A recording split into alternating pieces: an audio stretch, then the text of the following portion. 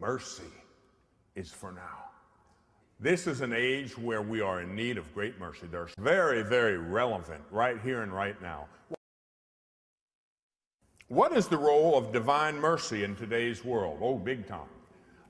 We live in an age, you know, the various devotions and saints that have come to us through the ages came to us in a timely fashion. God gave them to us because we needed them at a certain time.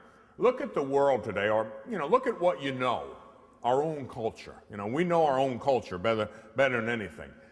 And look at all the people from my generation,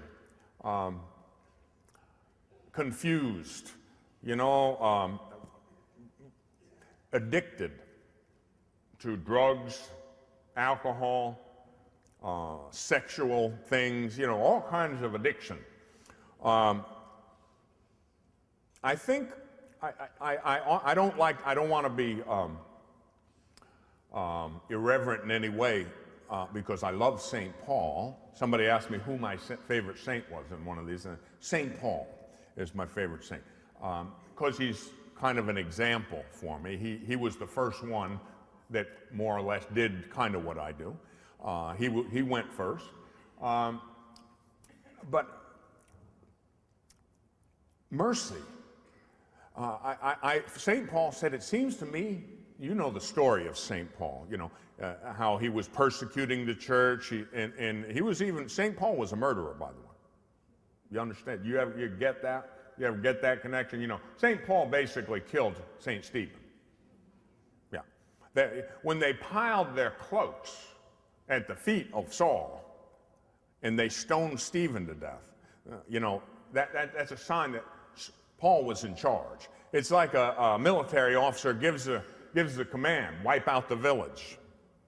You know, well, ultimately the officer's responsible for the order he gives.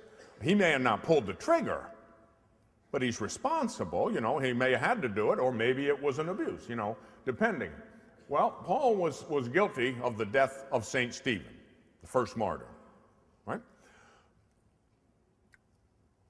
Mercy is for now. This is an age where we are in need of great mercy. There are so many people, including me. I mean, St. Paul said, it seems to me that God has preserved me as an extreme example to give hope to many. Amen, brother. You know, that's real. And I feel that way. I look back on my life, I think about, I wake up in the middle of the night thinking about it sometimes. And the words of St. Paul come to me. It seems to me God has preserved me as an extreme example. Gosh, I should have been dead and in hell a long time ago. But God preserved me. Why? As an extreme example of his mercy. Like one time I was preaching in a maximum security penitentiary, correctional facility.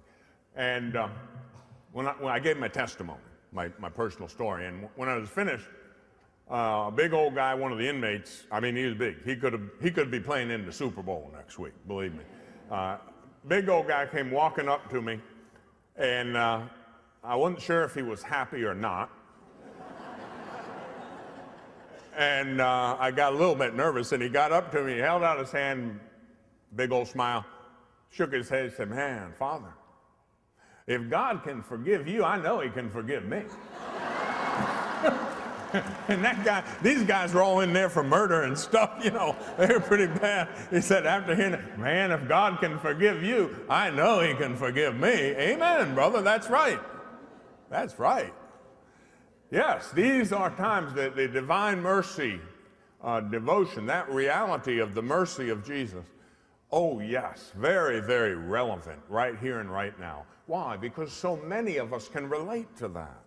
It touches our hearts, you see, and it draws us to Jesus, and that's what he wants. That's what he wants.